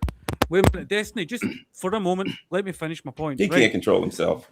I think there are consequences to the admission of new states into NATO. So in 2008, you had the Bucharest Summit where they discussed admitting Georgia and Ukraine into NATO. What followed? The Russian invasion of Georgia. Just like when you had President Yanukovych overthrown, what followed? Russia taking Crimea. So I'm saying we should maybe consider our actions in Ukraine and Georgia and not provoke Russia. I think we should just Russian propaganda. Russia. I think we should just attack Russia. I think that's super easy. You think we should attack Russia? If you think you have the right to invade countries around you, yeah, you should just get bombed. I think that's a super easy. That's a no-brainer right there. Repeat that. You think we should attack Russia? You think we should attack the largest nuclear superpower on Earth? I think that why are they attacking other countries around them? Why does Russia have a right to attack? So you think the United States should attack Russia? Why does Russia have the right to attack countries around it, but we don't? No. Wait a minute. Did you just say you think the United States should attack Russia? Why does Russia have the right to attack countries and dictate the security of the countries around them? Why does Russia have that right? I don't know what this guy's doing here. He's a lunatic. Destiny, be realistic. Where does the right Destiny, be realistic. I would like the to answer United this. States was in a hot war with Russia. The same talking points for the past 3 years is the same. They always repeat the same shit. These guys are probably paid by RT. Destiny, are you listening to any of our panelists? No, he's not. Right? By he's not listening. Destiny, are you listening to any of our panelists, or you just like to hear your own voice? We had a professional panel until this guy showed up, and now we got a lunatic in the room, and nobody can get in order. Destiny, please, I would like to hear your position, your perspective, but you need to listen to others on the panel too. This is my perspective. What right does Russia have to do you think the United States should attack Russia? What right does Russia have to dictate the security of the countries around it? You need to cut him loose. All he's going to do is ask questions and talk over everybody. What right do we have to dictate what Russia does in its sphere of influence? That right is called the UN Charter. That's called the UN Charter. Oh, the UN Charter. Countries that are around you. Yeah, that's right. The United Nations. Okay. This is the kind of the thing that we all agree with that keeps the and we certainly have clean hands with we have clean hands as far as aggression around the world, right? Oh, well, if we have dirty hands, then we should definitely bomb them since it doesn't matter to you one way or another, right? It didn't matter at all. You think I think we should clean up our act for starters instead of being scumbags. I have a comment. Garland, go ahead. Garland, go ahead. I have a comment that I think is important. Destiny, be quiet. Garland, I have a comment that I think is important, and I think this is critical too. It's something I was going to say a while back, and that's when you talk about a country, when you talk about the interest of a country, the interest of who? Because the interest of the average person, it is my argument that Donald Trump won because people were sick and tired of war and sick and tired of the problems that we were having, and he ran on America first. I know people who vote for Trump that didn't like him, couldn't stand him. I knew people was like, I don't like Trump. A girl on the train once said, I hate him. He called my country a shithole country. I think he's a jerk. I said, yeah, you voting for him? Yeah. I said, why? I'm sick of these wars and these Democrats. So basically, the rhetoric of Donald Trump running for president created a coalition of people that were actually practical voters. People who just said, when a guy runs, whether I like him or don't like him, I'm going to listen to what he says. Mm-hmm. I'm sick of wars. Trump says he doesn't want war. I'm sick of this. A lot of this other crap. Trump says he doesn't like it. There were practical voters who said, I don't even have to like the guy, but if his policies sound like what I want, I'll vote for him. So Donald Trump created an interesting coalition because he had his traditional supporters. He had people that were kind of ambivalent, and he had people that didn't even really like him, but they were sick of the status quo and they wanted something different, right? So here's my point.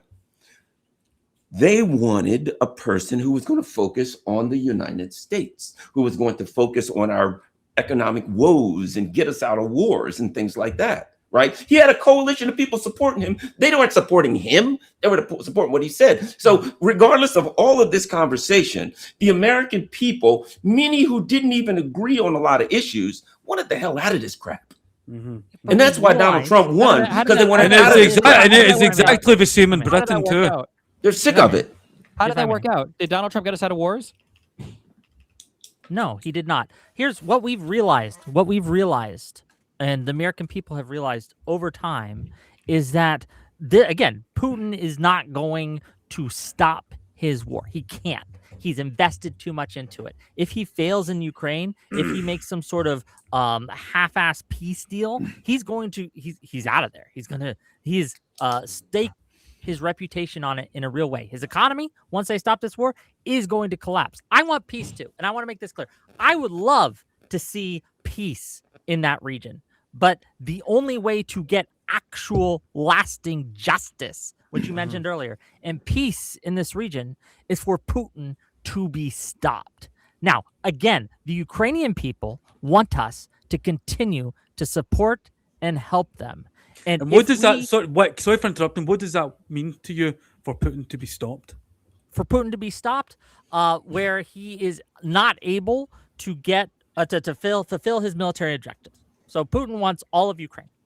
Putin wants to create a peace. Well, I've never heard the Russians say they want all of Ukraine. They want to bring it under their sphere of influence. They want it to be Belarus 2.0. But you probably don't even think Belarus is a puppet, so who cares? Yeah. So what? You ever been to Belarus? Yeah, I just came back from there actually. Yeah, I was there. Why, have you? I've been there. Yes. Oh, cool. How much you get paid to go over? I love to hear your itinerary, but Destiny, I want to turn to something you said earlier. You said, or you implied that you would like to see the United States attack Russia. Do you? I would like to see the United States defend Ukraine. That's what I would like to see. Yeah, but you implied that you would like to see Russia attacked. Oh no, he didn't imply. Would you like to see the United States attack Russia? I would like to see the United States defend Ukraine. You can just say yes or no. Should we nuke Vincent, Moscow? Can I ask you if we could show you that we could stop the wars by attacking Russia? Would you be for it? I'm not in favor of they want Ukraine to lose. You know that, no, right? Wade? How do you stop the asked me a war by question, man. Hold on, Tyler. I'm just making sure you This know is that. to you, Tyler. Tyler, Stop the war by expanding it. Wait a minute. I want you to respond to that, Wick. Wait a minute. Well, I don't think it. Yeah. Just I want to respond first, right? I've been very good. So I don't think it's a good idea for nuclear superpowers to be in a hot war with each other. So no, I don't want to attack Russia. And I don't want Russia to attack other countries either. Even if it would mean an end to the war. But I want to ask Tyler this because it would mean an end to the war, all right. Yeah, it would mean an end to the war. Yeah, that's the problem.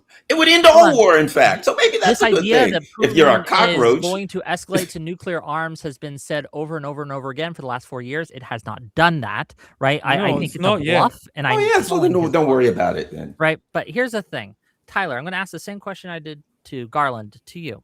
When Russia's interests and America's interests come into conflict, which interests would you like to see succeed in that conflict?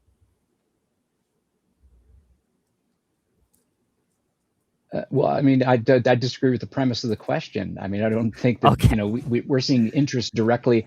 I mean, that's such a black and white question. It's just disingenuous. Frankly, it's a pretty clear one. I would like to see the interests of both of the peoples of those countries served by not engaging in armed conflict. Period. It's real simple. I don't think you guys understand how you sound when you're trying to pimp these positions of, we must defend Ukraine and stop Putin. I was in the Army infantry, okay, and I can tell you that, you said war is not the worst thing. Yes, it is. It is absolutely the worst thing ever on this planet. I am a veteran as well. Period. There's no. I mean, just say it's not the worst thing is absolutely insane. Mm-hmm. Okay, so you're coming from a position that I can't even fathom. Would you rather go to war, or would you rather have you and your family enslaved? Which one? Again, you're offering these false choices. You said that war is the worst thing. I'm testing. Well, then we should be waging a war against the United States government for starters. If we talk about being enslaved, you think you were being enslaved by the United States government? Absolutely. How about the lockdowns? How about the lockdowns? Oh my God! Remember the lockdowns? They told me I couldn't leave my house. How about the compensatory taxation? Wait a minute. Tyler, wait a minute. I'm interested for everyone in the chat that's listening, watching. Could you leave a Ukraine or a Russia, right, and tell me who you think is the greater impediment to peace right now, Ukraine or Russia? Because I'm interested just to hear what most people who are listening think. And I know who's the impediment to peace is what you're asking? Yeah, who is the greater impediment to peace? Right now. Ukraine. It's a criminal regime. It has no credibility. It's frankly propped up completely by questionable forces from outside its own borders. And frankly, it's not holding elections. So how can we determine or gauge the will of the Ukrainian people, quote unquote? Don't tell me, it's their elected president. He refuses to hold elections. They might kick him out and say, we're done with this. but we won't know because he won't hold any kind of, nothing to express the will of what's for the Ukrainian people.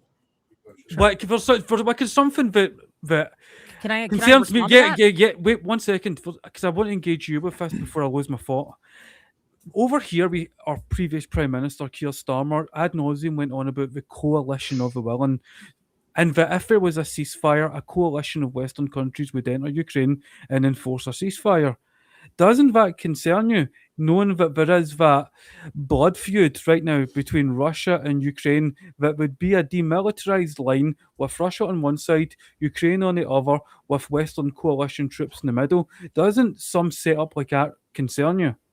I think it is better than the current status quo of what's going on in Ukraine right now, because it gives Ukraine security guarantees and makes it more likely that we will see peace. Because as Garland was intimating earlier, right? Nuclear powers going to war with each other is very, very something that I think all parties want to avoid. Right? I would disagree with Destiny that I don't want to see Russia bombed or anything like. I disagree with him on this.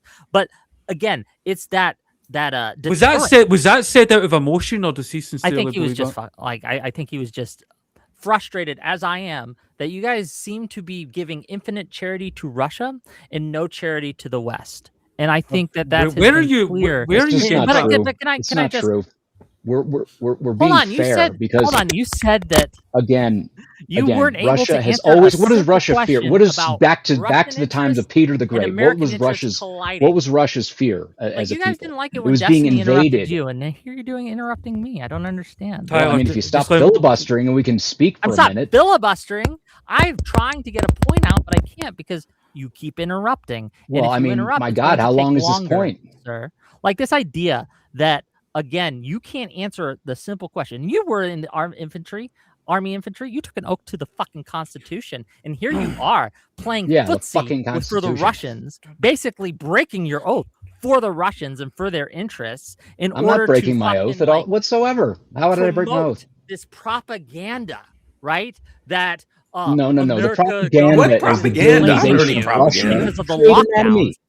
You guys are looking for enemies because you want an all-powerful central state that basically controls and dominates everything domestically and internationally. And frankly, I don't agree. American empire is a fallacy and a I'll farce. demonstrate the lie of that right now. Fuck Trump. I'll wait and see if I'm arrested. I'm not. And what's your point? What's your point? You want to break everything. Everything down to these simplistic things, as though Russia's the aggressor, as though we weren't moving NATO across. They would disappear me. No, I cannot that's say absurd. Fuck Putin in Russia. Yes, you can. That's absurd. I mean, this kind of preposterous stuff. That's you absurd. can't say what do you fuck think Putin happened in to the Russia. protesters That's at the beginning of the Ukraine war? There was Look, first of all, let me say this. They were disappeared. Let me say this. They don't exist anymore. Let me say this. Let me say this. If you said free Palestine in the UK or Germany, you'd go to jail. And you better not say it on the wrong campus in the United States. Germany. I'm an American citizen. Oh, wait a minute. But Russia's, but you want to decide what free speech is in Russia when you're making it up and it's not even true. But my point being this, I'm sick and tired of hearing about what rights people have in Russia, and they don't, from a person who's never been to Russia and doesn't know what rights they are, about what rights they have in Ukraine. What about American rights? Yes, I'd rather talk about how pissed off I was over the lockdowns. Yes, because I'm an American and I didn't agree with that. And I have a right to push back against American policy that I don't like. I want to talk about the advancement of American interests. And by American interests, I mean like the same old average person who's a transmission mechanic or a barber or something who was hurt in the lockdowns by our government policy and lost everything and lost their homes and their families. Those are the kinds of things that concern me. And because we're sending billions of dollars to these lunatics in Ukraine, the average person in the United States who needs help or wants a decent electrical grid, wants their roads taken care of, wants their bridges fixed, wants things like that. We can't get any of that because everybody's got to tell us that we've got to interfere all around the world over who has rights or who doesn't have rights that we can't get ourselves. Benjamin, wait a minute, Whick, wait a minute. Benjamin, do you think when it comes down to it, American-US interests overlap with Ukraine's? What was the last word you said there? Ukraine's. Do you think the interests of the US overlaps with Ukraine's? if I was choosing my what I wanted, we absolutely would quit picking the pockets of the American people in order to do things that don't serve the American people in any way, shape, or form. That's absolutely wild. When Whick was objecting to Tyler here's metaphor of us being under slavery, you know that there was slavery where they didn't even have to pay as high a percentage in taxes as what we do. It just went to a landlord and they were allowed to do whatever they wanted with the rest of their money. Like here in California, they're getting to where there's no point to even going to work. This is why 40% of the country's eating out of the food bank. We're all tired of it. You cult weirdos on the two ends. You're like, you don't care about America either. Most of them, hold on. Most of Americans want to continue to support these things. Like if we have a No, they don't. Well, I must not have met them. My God, you know how we I haven't met them. resolve it through elections, right? Foreign wars are as popular as and when you're talking herpes. about indentured servitude, the form of slavery where you got to keep some of the right and just had to give it to a lender, indentured servitude, right? Or like serfdom, if you're talking about the UK or something like that, right? Like these things were not good. Having the ability to own private property, which we do in America, is a God-given right that I want to protect. And when we talk about American interests, we do so many billions of dollars a year in trade with Europe, which would be threatened if Ukraine fell. My family is more wealthy, more safe. Explain and more that. prosperous Like the today Nord Stream because we pipeline? have stopped Wick, Russia. explain how that. Explain it. Wick, explain how that is the case. That trade between the EU and US would be affected if Ukraine fell to Russia. Sure. If Ukraine fell to Russia, one of the first things that would happen is that China would go into Taiwan. And that would break off. You're in imagination You're laughing, land. but China What the has hell? been saber rattling at Taiwan for years. And if they see that Russia is able to take a satellite, like take another nation, and we wouldn't stop them, then they would absolutely go into Taiwan, which we have like a fuzzy relationship with as is. It's not May even I ask you one quick And we're question? going to pose them with our depleted military? Wick, may I ask you one quick question? You can ask me two quick okay, this is the question I want to ask you. So, if Ukraine falls to Russia, then China is going to take Taiwan, right? Most likely, yes. Oh, I was going to say, is there any possibility you could be wrong? Yes, obviously. Is there any possibility I could rewrite? What's that? Is there any possibility? I'll put it like this: yes, but I've seen no evidence of that. And other than you, I don't know of any experts who are saying that's going to happen. However, But you didn't directly answer my question, Wick. Wick, you didn't directly answer my question. I asked you how would trade between the EU and the US be affected by Ukraine falling to Russia. Destabilizing the world. You started talking about Taiwan. Yeah, but because these things are connected, we have a global economy, and what happens in one area of the world does have effects and ripple effects. So could you in please other areas of the tell world. me Look how at what's trade happening with the between Houthis and the EU doing would be strikes affected? on the.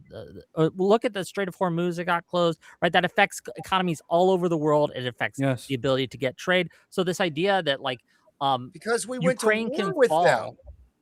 them. Say one more time. Because we went to war with them. Of course it got closed. I'm saying that if Ukraine were to fall, it would send ripple effects through both the European economy. Other states would look towards their neighbors and begin wars of but how would it affect that would trade hurt between the our EU ability to and the US? trade? How? It would make the world less stable. One of the reasons we're as wealthy as we are is because we are basically protecting trade throughout the world through the sea routes and things like that. That gets harder to do if the world is less stable. Do we not understand this as a concept? I don't. People are living in their cars. We're not. We being wealthy. This is the way we are wealthy today. Between me and between Bill Gates and I, we're worth 106, an average of about 53 billion each. He's worth 106 billion. I'm worth 0 billion. That's how we're rich. We got people who can't afford stuff, who don't have, like 60% of Americans don't have $500 bucks in the bank. Average, not lazy, no good, no account good for hardworking American people. Living on usurious credit cards. Right. That can't make it in this economy. So my point being that if we're in a country where the economy, average, good, hardworking people can't make it, then we need to focus on the average, good, hardworking people. And we need to stop saying we've got to go everywhere. I think that's what people are sick of. You're not going to. And you're saying we're wealthy. We wealthy. Well, yeah, me and Bill Gates are very, very wealthy. Between the two of us on a graph in averages, I can give you a website and graphs and averages like the Kamala Harris people Wall did. Street is doing great. Hold on. For the last 50 years, since World War II, okay, the liberal world order has created peace and prosperity that we have not seen in the entirety of history. Your family, my family, all of us are wealthier today because the liberal world order buttressed that kind of environment, which mitigated the amounts of conflict. When that falls, as it inevitably will, if Ukraine falls, the world gets worse. We have it mitigated conflict that got in the way of the consolidation of wealth in the hands of, I mean, the gap between the poorest. When he says and free, the richest. you're free to work 3 jobs just to have the same home that you had 50 years ago. 3 jobs? Yeah, bro, exactly. I'm a streamer and I yap for a living, and I'm able to do that because of the prosperity provided me by the U.S. government and the what liberal you're world good at, order. U.S. government. you're good The at, US government. Can you They please? protect my ability to speak Are freely. you saying that And- you're paid by the government to stream?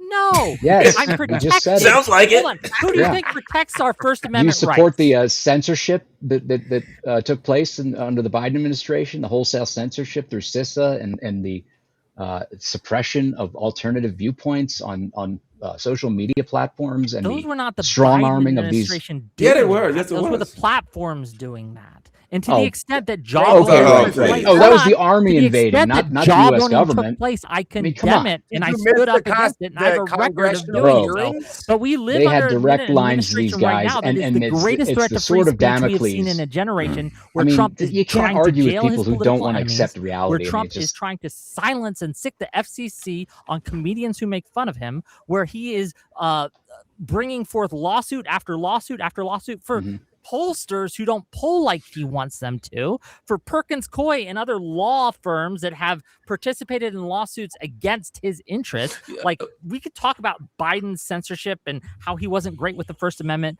but boy, oh boy, that is nothing compared to how Trump This is has not about trampled on the this. U.S. This is the Constitution. problem my with God. Yeah. none of even us still, going are even after still, Perkins even Coie still, is the the same US as government silencing protects my individual right citizens. to speak freely. It is, we are one of the freest I countries in agree. the Trump world. also shouldn't censor the First Amendment. Yes, exactly. Nobody should. Right. And I yet- myself But said. not- let me add one All thing. these people break Yep. it. Let me add something. He said, "Oh no, that was just what Whick just said was no, that was the platforms doing it." If anybody remembers, the Twitter files came out, and the Twitter files specifically showed these were files lies. from Twitter, right? And what did they show? That the FBI had like a desktop program where they were communicating with these various social media platforms. Yes, and I they forgot were. the name. Oh, can I finish, Wick? This is important. Okay, you made It was a a point, direct and I'm going to make pipeline. mine. And they were taking requests from members of Congress. They would send them literally a post and say, "Take this down." Things and say, "Take this down." So my point is this. My point is this. My point. I'm making a point here, so I got to finish this point. And my point is this. That is unconstitutional. The government cannot do an end around the Constitution. The government couldn't take those posts down because that would be a violation of the First Amendment. But the same way, the government can't say to Twitter, "I can't take them down. You take them down at my behest," because then legally, Twitter is acting as an agent for the government. So that is a constitutional violation. You can say it. I don't care if you say it doesn't happen. It wouldn't take me 5 minutes to bring up the Twitter file and show that these were files that were released from Twitter. But whether you like it or not, or you push back against it, that's what happened. And furthermore, there are those of us who believe in the Constitution and the First Amendment, and it doesn't matter who the president is. Okay, Tyler. Garland, let me weigh in here. Let me Everybody, also wait a minute. This I'm going notion to need to end to this. be clear. I'm going to need to end this in a moment. So I've got one last question for you, right, before I wrap this up. Just Where will real we quick, be? if I may get. Yeah, finish your point. You know. Okay. The notion that these platforms are private, they're given sovereign immunity through Section 230. So, I don't know any companies that can operate and have total immunity from any sort of civil lawsuits or any litigation. So, let's get real here. That was meant to open up the platforms and prevent them from being shut down by lawsuits, and they've used it as an excuse and a shield against their censorship. Okay, to veer us back to the war between Russia and Ukraine, where will we have be? A limited time. Just where will we be in 1 year's time, Garland? Well, I think the way things are going, I think Ukraine's in a lot of trouble, and I think that Ukraine getting landlocked is kind of like the death knell for the Ukrainian military. So, I mean, for the Ukrainians. So, I think Ukraine within the next year, particularly with now that they're landlocked, is going to be in a world of trouble. I think it's going to fall apart internally. That's my opinion. I think it's going to internally, politically collapse. Benjamin.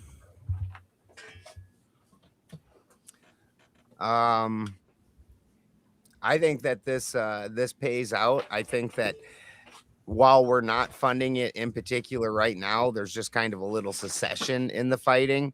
I think we still have every interest in not letting Russia succeed in the energy sector, which is something they have so much more capability of doing than us. I think that they still have every interest in seeing Russia stay financially down, and that we're going to try and drag this out as long as we can, because I don't think it's about really winning this war at this point. And the American people are just going to keep getting pickpocketed until we don't have nothing left. Tyler. I think a lot of what is going to happen with the Ukraine situation, Russia situation, is tied to what's going to happen in Iran. And I think whether we're able to draw down that conflict and not see it expand will have a direct impact on what happens with the Russia-Ukraine conflict. So it's hard to say. I mean, because it keeps whipsawing with Trump back and forth. There's negotiations. There's no negotiations. I think that's really going to be the linchpin as far as what happens and whether there will be able to be peace there. Otherwise, it's just going to continue on as a war of attrition, grinding down the peoples of both countries, sadly. And draining our treasury in the process. And Europe has a big election a year too. There's going to be elections in a lot of major countries in Europe, and I think that there will be victories of people who are more representative of the people of Europe that will oppose this, unless they just steal it like they do everywhere else.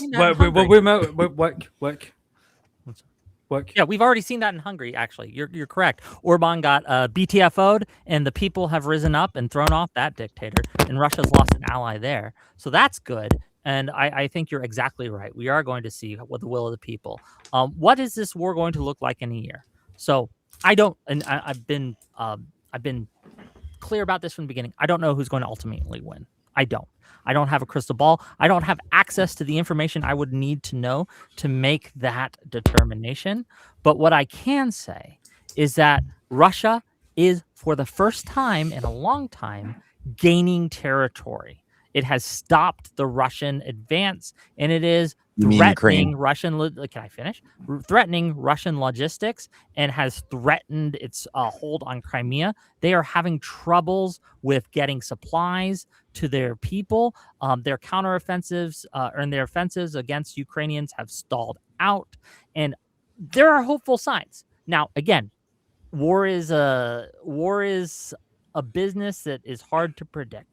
I cannot say with any degree of certainty what the war will look like in a year's time. But what I can say is that I hope that the war ends soon. And the best way to do that is by ensuring Ukraine has the best state possible to enter into any kind of negotiations and to force Putin to come to the table with realistic terms.